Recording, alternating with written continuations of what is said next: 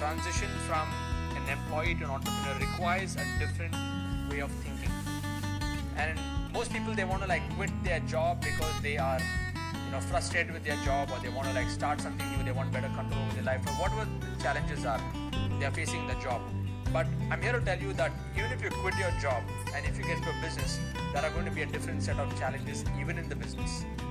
So these 12 things are going to be really important, especially if you're somebody who is thinking about quitting your job and starting a business.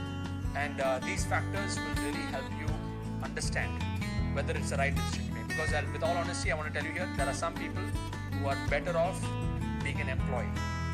Okay, I'm repeating that. In some cases, it's better off being an employee so that there's more security first before you can upskill yourself, before you can upgrade your skills and upgrade your mindset before you get to the journey of entrepreneurship. So if you're eager to learn about this, just type ETL in the jump from employee to entrepreneur.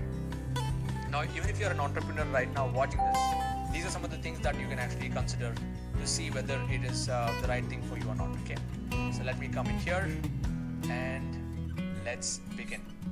So the first thing that you got to consider is, before you make the jump, is the responsibility factor. Because I know some of you who are the employee mode right now, you have responsibility in terms of your family, your financial responsibility, as well as your time responsibility. There are three factors over here. Okay, so if you're somebody who has a family, you have kids, you have to take care of your family, and you're the main breadwinner of the family, then just making the jump into entrepreneurship may not cut it out.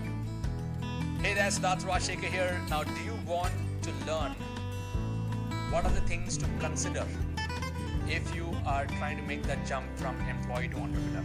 Yeah, I was just streaming just before this got cut off, but I'm going to start off from the top once again. And if you're eager to learn about this topic, just type ETL in the comment box, eager to learn. Okay. So I'm going to share with you 12 points and 12 ideas that you can actually consider before making that jump, and whether this is the right thing for you or not. So I'm going to share with you a mind map so that you understand, especially if you're an employee. Are you an employee right now? You can just type employee in the comment box if you're watching this live, if you're an employee right now. Yeah. And if you're somebody who's considering making that jump, just type employee in the comment box. Interesting. Okay. Because what I'm going to share with you now is going to be some pointers that you can consider without being hasty and without really making that jump, just like that. Okay, so the first point that you need to consider is your family responsibility, the responsibility of family, your financial and time commitments. Okay, so most people, right, they want to make the jump because they're not happy with their job, or they have a bad relationship with their boss or peers in the group, and they want to escape from the job to go and start a business. And usually, if you start with that kind of an intent, usually what ends up happening is there'll be a sense of desperation, energy inside you, which will actually not help you move forward. Okay, so the energy with which you start a business matters more. It should not be an escape route, but it should be more of a thing where you are sure that you want to do this for yourself. Okay, so it's not an escape route. It's something where you have validated an idea. I'll come to that later. Okay. So, are all of you clear on the first point? Just type clear. Just type no escape in the comment box. This is not an escape route or an escape route to get into entrepreneurship. In some cases, it's better off that you may be an employee. Some of you here who are in this space, you are an employee and you want to really, start off a business. In some cases, it's better to even be an employee. Okay?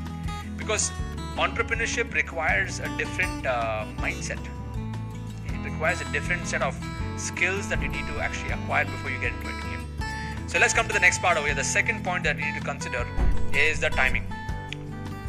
Okay, I wanted to start a business many years back, but the timing was not right. When I said was not right, is I needed to go through a learning curve myself. I've spent 8 years in the corporate world. I've actually worked in the corporate world, and in 2011